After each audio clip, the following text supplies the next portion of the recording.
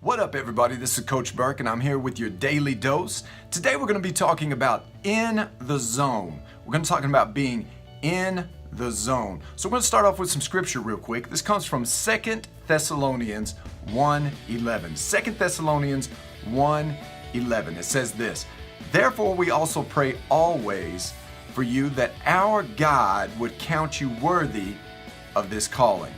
That God would count you worthy of this calling.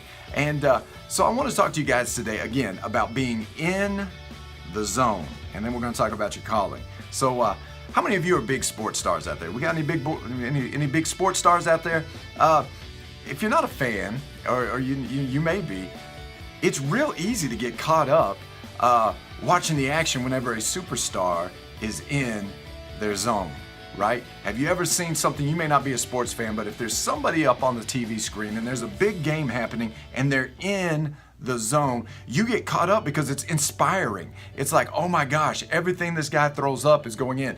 Every serve that this woman does is she's just slamming it. And it's amazing. They get in the zone. So what does it mean to be in the zone? Well, that's when someone's actions seem effortless, almost as if they could score, and it doesn't matter what comes their way, that they could score at will.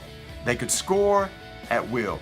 And, so some of us, think about this, some of us have those days where nothing goes right. Nothing goes right. And you can have a bad day, and it just seems no matter what you say, no matter what you do, everything's wrong. But can you think of a time where you were in the zone, in your zone, right? A moment where you enjoyed the task that you were doing. That moment you were caught up in your work and it just seemed like the hours just went by quickly, and you looked up and wow, my day's gone. What about the time that you were doing something that you were so passionate about?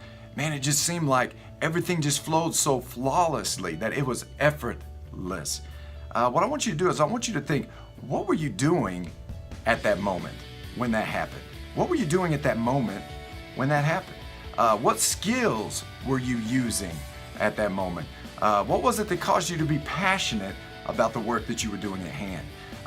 Understanding these answers to the questions that I just gave you can help you in finding your call, your calling, right? If you're good at something and something is effortless and something is something that comes natural to you and something that you're passionate about, a lot of times that's the calling that God has for you when you're in your zone.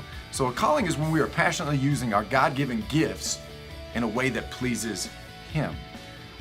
We're not talking about your personality profile. I'm not talking about that at all. I'm talking about your God-given gifts that are listed in the Bible, like teaching and preaching, generosity, even administration, and the list goes on and on and on. But what is it that puts you in your zone, right?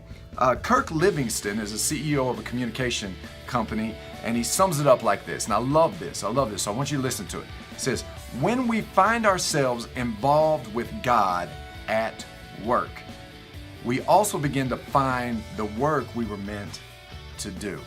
So in other words, when you find God and you begin to develop and cultivate that zone that you get in, that passion that He's done, and cultivate that passion that He's put inside of you, and you combine God with your work, then work doesn't seem like work. Work becomes fun, right? When you're in the zone. And that's how we discover truly what our calling is from God. So if you haven't discovered your calling, I challenge you this week. Find out, what is it that drives you? What is your passion? What is it that you, every fiber of your being stands at attention when you do it? And something that's effortless to you, that is just so smooth and it brings joy and satisfaction to your life. Are you in your zone? Are you in your zone? So this week, look for things. When you're doing things, what is it that puts you in your zone? What is it that you have a passion for? Hey, I'm going to let you guys go. I've already gone a little bit longer than I should have. Peace and prayers. God bless. We'll talk next week. Get in your zone this week. I look forward to seeing you guys fulfill the calling that God has for you guys. We'll talk to you next week.